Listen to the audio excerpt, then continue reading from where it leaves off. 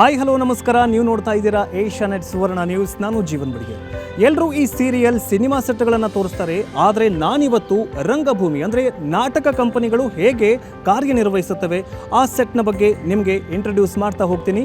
ಬನ್ನಿ ಹಾಗಾದರೆ ನೋಡ್ಕೊಂಡು ಬರೋಣ. ಈ ಸ್ಯಾಂಡಲ್ವುಡ್ ಇಂದು ವರ್ಲ್ಡ್ ಫೇಮಸ್ ಆಗಿದೆ. ಡಾಕ್ಟರ್ ರಾಜ್ಕುಮಾರ್ ಅವರು ಬೆಳೆಸಿದ ಈ ಸಿನಿರಂಗ ಇಂದು ಹೆಮ್ಮರವಾಗಿ ಬೆಳೆದಿದೆ. ಅಂದು ಗುಬ್ಬಿ ಈರಣ್ಣ ಕಂಪನಿಯಲ್ಲಿ ನಾಟಕ ಮಾಡಿಕೊಂಡಿದ್ದ ಡಾಕ್ಟರ್ ರಾಜ್ಕುಮಾರ್ ಅವರು ಈ ಕನ್ನಡ ಸಿನಿಮಾ ರಂಗದಲ್ಲಿ ಇತಿಹಾಸ ನಿರ್ಮಿಸಿದ್ದಾರೆ. ಇದೇ ರಂಗಭೂಮಿಯಲ್ಲಿ ನಾಟಕ ಮಾಡಿಕೊಂಡು ನಂತರ ಸಿನಿಮಾ ರಂಗಕ್ಕೆ ಎಂಟ್ರಿ ಕೊಟ್ಟು ಇತಿಹಾಸ ಪುಟಗಳನ್ನ ಸೇರಿದ್ದಾರೆ. ಈ ರಂಗಭೂಮಿ ಅದೆಷ್ಟೋ ಕಲಾವಿದರ ಬಾಳಲ್ಲಿ ಬೆಳಕಾಗಿದೆ.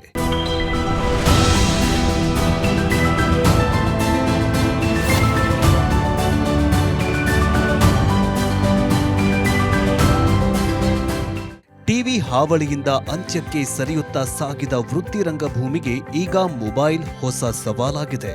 ಕಂಪ್ಯೂಟರ್, ಮೊಬೈಲ್, ಸೋಷಿಯಲ್ ಮೀಡಿಯಾ ಯುಗದಲ್ಲಿ ನಾಟಕ ಕಂಪನಿಗಳು ಸೊರಗುತ್ತಿವೆ.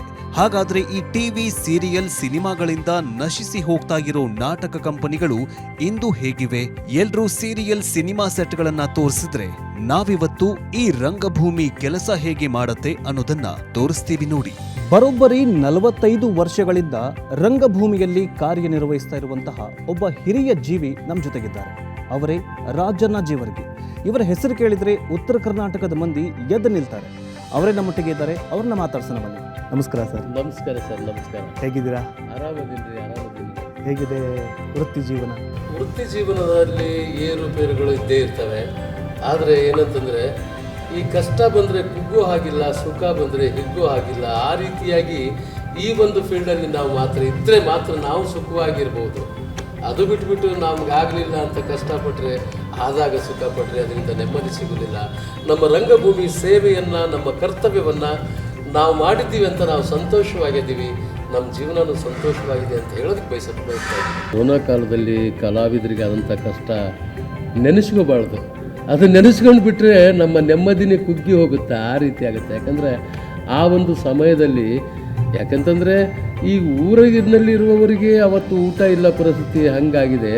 ಅಂಥ ಟೈಮ್ನಲ್ಲಿ ಕಲಾವಿದರು ನಾವು ಯಾವುದೋ ಒಂದು ಮೂಲೆಯಲ್ಲಿ ಇರ್ತೀವಿ ಅಂದಾಗ ನಮ್ಮನ್ನು ಗುರುತಿಸಿದ್ದಾರೆ. ಆದರೂ ಕರ್ನಾಟಕದ ಜನತೆ ಹೇಗೋ ಬದುಕಿದ್ದೀವಿ.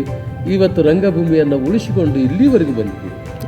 ಸರ್ಕಾರದಿಂದ ಹೇಗೆ ರೆಸ್ಪಾನ್ಸ್ ಇದೆ ರಂಗಭೂಮಿ ಕಲಾವಿದರಿಗೆ? ಯಾವುದಾದ್ರೂ ಸವಲತ್ತುಗಳು ಸಿಗತ್ತಾ? ಸೇವೆಗಳು ಏನಾದರೂ ಇದಾವ ಅಂತ? ಸರ್ಕಾರ ತನ್ನ ಸುಪರ್ದಿಯಲ್ಲಿ ತನ್ನ ಒಂದು ಗ್ರೌಂಡಲ್ಲೇ ಮಾಡ್ಕೋಬೇಕಲ್ಲ, ಏನಾದರೂ ಮಾಡ್ಕೋಬೇಕಾದ್ರೆ. ಇವತ್ತು ಏನಂತಂದರೆ ಕಲಾವಿದರಿಗೆ 58 ವರ್ಷ ಆಗೋರಿಗೆ ಅವ್ರಿಗೆ ಮಾಸಾಸನ ಬರೋದಿಲ್ಲ. ಆ ಪೂರ್ವದಲ್ಲಿ ಸರ್ಕಾರದಿಂದ ಕಲಾವಿದರಿಗೆ ಅಂಥ ಸಹಾಯ ಏನಿರೋದಿಲ್ಲ. ಆದರೆ 58 ವರ್ಷ ಆದ ನಂತರ ಈಗ ಪ್ರೆಸೆಂಟ್ ಏನಂತಂದರೆ ಒಂದು 2,000 ರೂಪಾಯಿ ಮಾಸಾಸನ ಕೊಡ್ತಾ ಇದ್ದಾರೆ ಸರ್ಕಾರ ಕಲಾವಿದರುಗಳಿಗೆ. ಪ್ರತಿ ಕಲಾವಿದರಿಗೆ ಬರ್ತಾ ಇದೆ, ಅದೇನು ತೊಂದರೆ ಇಲ್ಲ. ಆದರೆ ಇನ್ನೊಂದು ಏನಂತಂದರೆ ಈ ಕಂಪನಿಗಳು ವೃತ್ತಿ ರಂಗಭೂಮಿ, ವಿಶೇಷವಾಗಿ ನಮ್ಮ ವೃತ್ತಿ ರಂಗಭೂಮಿಯಲ್ಲಿ ಉತ್ತರ ಕರ್ನಾಟಕದಲ್ಲಿ ಒಂದು 25 ಕಂಪನಿಗಳಿದೆ. 25 ಕಂಪನಿಗಳಿಗೆ ಟೋಟಲ್ ಆಗಿ ಅಂದರೆ ಟೋಟಲ್ ಮೊತ್ತ ಏನಂತಂದರೆ 1.5 ಕೋಟಿ ನಮ್ಮ ಸರ್ಕಾರದಿಂದ ಸಹಾಯ ಆಗ್ತದೆ. ಅಂದರೆ ಒಂದು ಕಂಪನಿಗೆ ಸೀನಿಯರ್ ಇರುವ ಕಂಪನಿಗಳಿಗೆ, ನಿರಂತರವಾಗಿ ನಡೀತಾ ಇರ್ತಕ್ಕಂಥ ಕಂಪನಿಗಳಿಗೆ 10 ಲಕ್ಷನೋ 11 ಲಕ್ಷನೋ ಕೊಡ್ತಾರೆ. ಇನ್ನು ಅರೆಕಾಲಿಕ ಇರುವಂಥ ಕಂಪನಿಗಳಿಗೆ 2.5 ಲಕ್ಷ, 3 ಲಕ್ಷ, 5 ಲಕ್ಷ ಈ ರೀತಿಯಾಗಿ ಕೊಡ್ತಾ ಇದ್ದಾರೆ. ಸರ್ಕಾರದಿಂದ ಕೂಡ ಈ ಸಂಸ್ಥೆಗಳಿಗೆ ಬದುಕೋದಕ್ಕೆ ಒಂದು ನಡೆಯೋ ಮನುಷ್ಯನಿಗೆ ಊರುಗೋಲು ಆಸರೆ ಇರ್ತದಲ್ಲ, ಹಂಗೆ ಸರ್ಕಾರದಿಂದ ಕೂಡ ಆಸರೆ ಆಗಿದೆ ಅಂತ ಹೇಳೋದಕ್ಕೆ ಬಯಸ್ತಾ ಇದ್ದೀನಿ ನಾನು. ಆದರೂ ಎಲ್ಲೋ ಒಂದು ಕಡೆ ಈ ರಂಗಭೂಮಿಗೆ ಮೊದಲೆಲ್ಲ ಗಾಡಿ ಮಾಡ್ಕೊಂಡು ಬರ್ತಿದ್ರಂತೆ, ಎತ್ತಿನ ಬಂಡಿಯನ್ನು ಹುಡ್ಕೊಂಡು ಬರ್ತಿದ್ರಂತೆ. ಆದರೆ ಈಗ ಅಭಿಮಾನಿಗಳ ಸಂಖ್ಯೆ ಕುಂಠಿತವಾಗ್ತಾ ಇದೆ. ಸೊ ಮುಂದೆ ಒಬ್ಬ ಅಭಿಮಾನಿ ಬಂದ್ರೂ ಕೂಡ ನೀವು ನಾಟಕ ಪ್ರದರ್ಶನ ಮಾಡಬೇಕು. ಆ ಎಲ್ಲ ಖರ್ಚು ವೆಚ್ಚವನ್ನು ಹೇಗೆ ನೀವು ನಿಭಾಯಿಸ್ತೀರಿ ಅಂತ? ಈಗ ನೀವು ಹೇಳ್ದಂಗೆ ಈ ಮೊಬೈಲ್ನಿಂದ, ಇನ್ನಿತರ ಮಾಧ್ಯಮಗಳಿಂದ, ಯಾಕಂದರೆ ಟಿ ವಿ ಚಾನಲ್ಗಳು ಸಾಕಷ್ಟು, ಬೇಕಾದಷ್ಟು ಧಾರಾವಾಹಿಗಳು, ಇನ್ನು ಸಿನಿಮಾಗಳು ಪುಕ್ಕಟೆಯಾಗಿ ನಮ್ಮ ಟಿ ವಿಯಲ್ಲಿ ಸಿಗ್ತಿರ್ತವೆ. ಅದನ್ನು ನೋಡಿ ಮತ್ತೆ ಇಲ್ಲಿ ನಮ್ಮನ್ನು ನೋಡಬೇಕು ಅಂತಂದರೆ ಇಲ್ಲೇನಂತಂದರೆ 100-150 ಟಿಕೆಟ್ ದರವನ್ನು ಕೊಟ್ಟು ಒಂದು 3 ತಾಸು ನಾಟಕವನ್ನು ನೋಡಿ ಬರೋ ಹೋಗೋ ಸಮಯ ಇಟ್ಕೊಂಡು ಒಂದು 4 ತಾಸನ್ನು ತಮ್ಮ ಸಮಯವನ್ನು ನಿರರ್ಥಕ ಮಾಡಿಕೊಂಡು ಬಂದು ಮೊಬೈಲ್ ಬಿಟ್ಟು ನಾಟಕ ನೋಡ್ತಾ ಇದ್ದಾರೆ ಅಂತಂದರೆ ಅದು ನಿಜವಾಗಲೂ ತುಂಬ ನಾವು ಹೆಮ್ಮೆ ಪಡಬೇಕಾದಂಥ ವಿಷಯ. ಆದರೆ ಹೊಡೆತ ಬಿದ್ದಿದೆ ರಂಗಭೂಮಿಗೆ, ಈ ಎಲ್ಲದರಿಂದ ಹೊಡೆತ ಬಿದ್ದಿದೆ. ಆದರೆ ಅದಕ್ಕೆ ಹೊರತಾಗಿಯೂ ಯಾವುದೇ ನಿರಂತರವಾಗಿ ಇರೋದಿಲ್ಲ. ಈಗ ಸಿನಿಮಾಗಳಿಗೆ ಜನ ಮುಗುರ್ತಿದ್ರು ಯಾವಾಗಂತಂದರೆ, ಮೊದಲಿಗೆ ಸಿನಿಮಾ ಬಂದಾಗ ಸಿನಿಮಾ ನೋಡ್ತಿದ್ರು. ಈಗ ಟಿವಿಯಲ್ಲಿ ಸಿನಿಮಾ ನೋಡೋದಕ್ಕೆ ಇಷ್ಟಪಡೋದಿಲ್ಲ, ಧಾರಾವಾಹಿ ನೋಡ್ತಿದ್ದಾರೆ. ಒಂದೊಂದಕ್ಕೆ ಒಂದೊಂದು ಕಾಲ ಅಂತಿರ್ತದೆ. ಆದರೆ ಇದು ವೃತ್ತಿ ರಂಗಭೂಮಿ ಏನಂತಂದರೆ, ದಿನಂಪ್ರತಿ ನಾವು ಎಷ್ಟೇ ಕಷ್ಟ ಆದರೂ ಏನೇ ಇದ್ದರೂ 2 ಪ್ರದರ್ಶನಗಳನ್ನು ಮಾಡಲೇಬೇಕು. ಮಧ್ಯಾಹ್ನ 3 ಗಂಟೆಯಿಂದ 1 ಪ್ರದರ್ಶನ, ಸಂಜೆ 6 ಗಂಟೆಯಿಂದ 1 ಪ್ರದರ್ಶನ, ಇನ್ನು ಹುಬ್ಳಿ ಕ್ಯಾಂಪ್ ಆದರೆ ರಾತ್ರಿ 10ವರೆಗೆ 1 ಪ್ರದರ್ಶನ. ನಾವು 3 ಪ್ರದರ್ಶನದವರೆಗೂ ನಾವು ಮಾಡ್ತೀವಿ. ಆದರೆ ಬಂದಷ್ಟೇ ಜನಗಳಿಂದ ಏನಂದ್ರೆ ತೃಪ್ತಿಯಾಗಿರ್ತೀವಿ. ಇನ್ನು ಮುಖ್ಯವಾಗಿ ನಮ್ಮ ವೃತ್ತಿ ಕಂಪನಿ ಬದುಕಬೇಕಂತಂದರೆ ಈ ಜಾತ್ರಾ ಮಹೋತ್ಸವಗಳಲ್ಲಿ, ಈ ಜಾತ್ರೆಗಳು ಬರ್ತದೆ. ಉತ್ತರ ಕರ್ನಾಟಕದಲ್ಲಿ ಬಹುದೊಡ್ಡ ಜಾತ್ರೆ ಅಂತಂದರೆ ತಾಯಿ ಬನಶಂಕರಿ ದೇವಿ ಜಾತ್ರೆ. ಬಾಗಲಕೋಟೆ ಜಿಲ್ಲೆ ಬನಶಂಕರಿಯಲ್ಲಿ ಏನಂತಂದ್ರೆ ಜಾತ್ರೆ ಆಗ್ತದೆ. ಅಲ್ಲಿ ಈ ಜಾತ್ರೆಗಳಲ್ಲಿ ಅಂಗಡಿಗಳಿರ್ತಾವಲ್ಲ, ಹಂಗೆ ನಮ್ಮ ನಾಟಕ ಕಂಪನಿಗಳಿರ್ತಾವೆ. ಕುಂಟಕೋಣ ಮೂಕಜಾನ ಇದು ಉತ್ತರ ಕರ್ನಾಟಕಕ್ಕೆ ಮಾತ್ರ ಸೀಮಿತವಾಗಿತ್ತು. ಆದರೆ ಯಾವಾಗ ಒಂದು ರಿಯಾಲಿಟಿ ಶೋನಲ್ಲಿ ಇದು ಪ್ರದರ್ಶನ ಆಗುತ್ತೆ, ಅಂದರೆ ಒಂದು ಸಣ್ಣ ಸನ್ನಿವೇಶ ಪ್ರದರ್ಶನ ಆಗುತ್ತೆ, 2 ಸನ್ನಿವೇಶ ಪ್ರದರ್ಶನ ಆಗಿರುತ್ತೆ. ಆಗ ಇಡೀ ಕರ್ನಾಟಕಕ್ಕೆ ಕುಂಟಕೋಣ ಮೂಕಜಾನ ಎಷ್ಟು ಪ್ರಸಿದ್ಧಿಯಾಗತ್ತೆ ಅಂತಂದರೆ ಅತ್ಯದ್ಭುತವಾಗಿ ಪ್ರದರ್ಶನವಾಗೋದಕ್ಕೆ ಶುರುವಾಗುತ್ತೆ. ಜನ ಏನಂತಂದರೆ ಸರ್ಚ್ ಮಾಡೋಕೆ ನೋಡ್ತಾರೆ, ಏನಪ್ಪ ಇದು ಕುಂಟಕೋಣ ಮೂಕಜಾನ ಇಷ್ಟೊಂದು ಹಾಸ್ಯಭರಿತವಾಗಿದೆಯಲ್ಲ ಅಂತ. ಜನರಿಂದ ಹೆಂಗೆ ಫೀಡ್ಬ್ಯಾಕ್ ಬಂತು ನಿಮಗೆ, ಆ್ಯಂಡ್ ಆ ನಾಟಕ ಹೆಂಗೆ ನಿಮ್ಮ ತಲೆಗೆ ಹೊಳಿತು ಅಂತ? ಆ ನಾಟಕ ಬರಿಬೇಕಂತಂದರೆ ನಮ್ಮ ಉತ್ತರ ಕರ್ನಾಟಕದಲ್ಲಿ ಏನಂತಂದರೆ ಒಂದು 2-3 ಕ್ವಶನ್ ಸುಮ್ಮನೆ ತಮಾಷೆಗಾಗಿ ಮಾಡೋದು, ಆದರೆ ಅದ್ರಿಗೆ ಆನ್ಸರ್ ಇಲ್ಲ ಅಂಥ ಪ್ರಶ್ನೆಗಳು, ಆನ್ಸರ್ ಇಲ್ಲದೆ ಇರೋವಂಥ ಪ್ರಶ್ನೆಗಳು.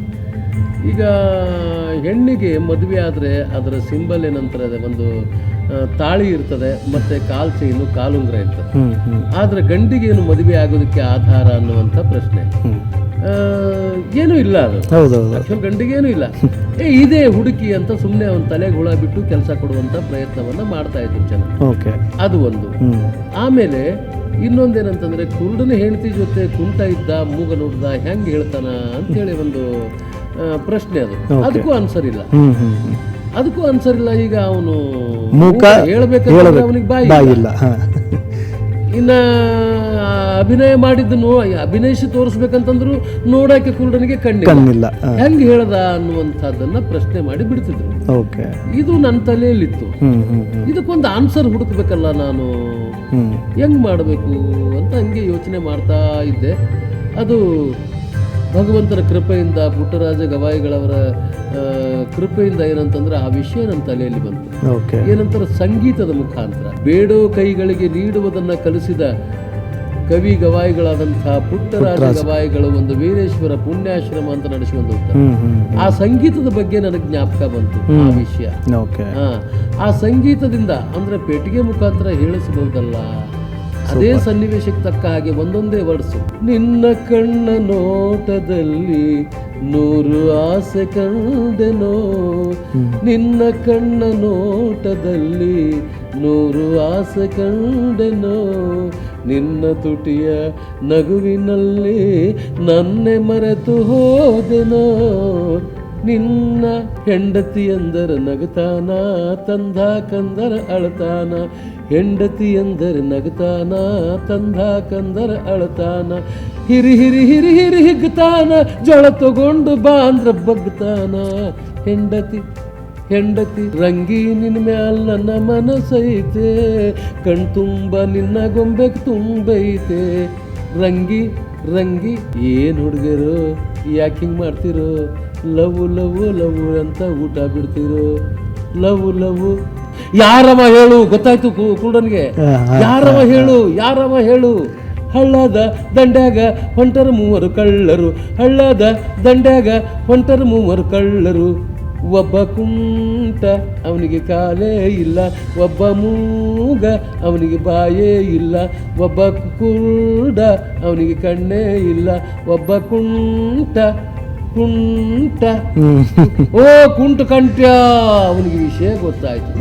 ಈ ಬೆಟ್ಟಿಗೆ ಮುಖಾಂತರ, ಸಂಗೀತದ ಮುಖಾಂತರ ಆ ವಿಷಯವನ್ನು ಗೊತ್ತು ಮಾಡಿದ್ರೆ ಆ ಪ್ರಶ್ನೆ ಉತ್ತರ ಇರಲಾರ್ದ ಒಂದು ಪ್ರಶ್ನೆಗೆ ಉತ್ತರ ಕೊಟ್ಟಂಗೆ ಆಗತ್ತಲ್ಲ ಅಂತ ನನಗೆ ಖುಷಿ ಬಂತು. ಸೂಪರ್. ಆ ಒಂದನ್ನು ಇಟ್ಕೊಂಡು ಒಂದು ಕುರುಡ, ಕುಂಟ, ಮೂಗ, ರಂಗಿ ಅನ್ನುವಂಥ 4 ಕ್ಯಾರೆಕ್ಟರ್ಗಳನ್ನು ಇಟ್ಕೊಂಡು ಆ ನಾಟಕವನ್ನು ಬರೆದೆ. ಹಿರೇಬಾಗೇವಾಡಿ ಅನ್ನುವಂಥ ಊರಲ್ಲಿ, ಬೆಳಗಾವಿ ಜಿಲ್ಲೆಯ ಹಿರೇಬಾಗೇವಾಡಿ ಅನ್ನುವಂಥ ಊರಲ್ಲಿ ಪ್ರಥಮ ಪ್ರಯೋಗ ಪ್ರಾರಂಭ ಮಾಡಿದೆ. ಒಂದೇ ದಿವಸಕ್ಕಂತ ಆಡಿದ ನಾಟಕ 1 ತಿಂಗಳ ದುಡ್ಡಾಯ್ತು.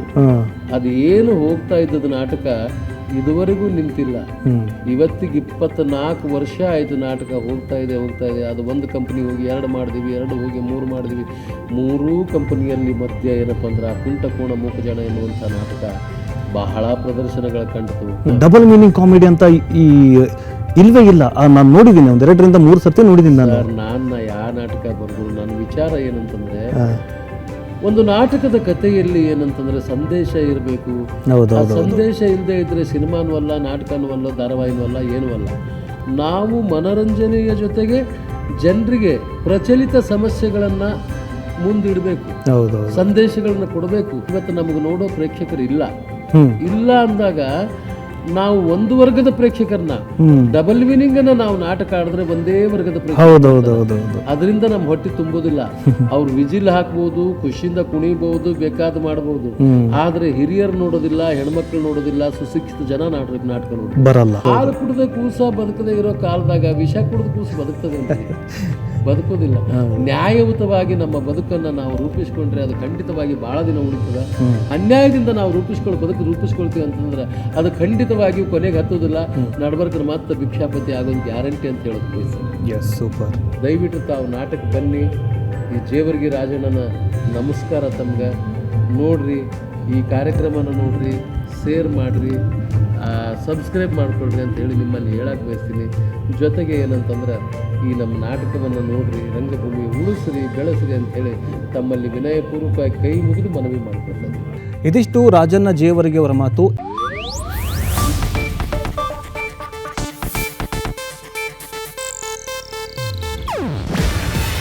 ಇದು ಏಷ್ಯಾನೆಟ್ ನ್ಯೂಸ್ ನೆಟ್ವರ್ಕ್ ಪ್ರಸ್ತುತಿ.